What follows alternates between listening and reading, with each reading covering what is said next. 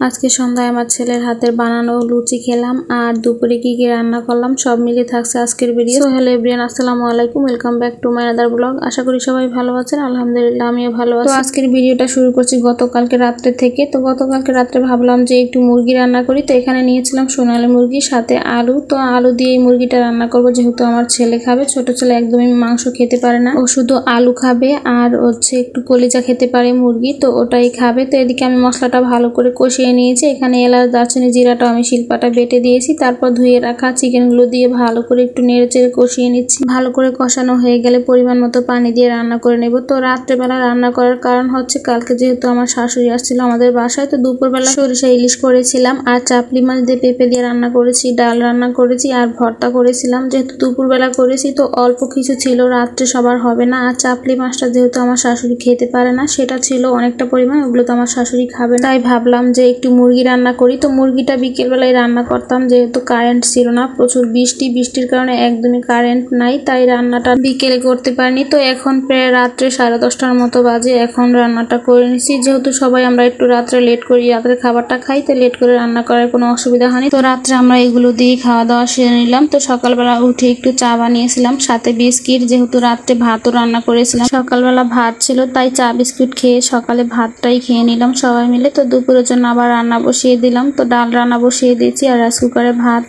আর রাত্রে যেহেতু মুরগি রান্না করেছিলাম ওগুলোই ছিল, একটু গরম করে নিয়েছি। আর রাত্রে যেহেতু একটু ঝোল রেখে দিয়েছিলাম, তো এখন একটু জাল করে একটু ঝোলটা কমিয়ে নিয়েছি।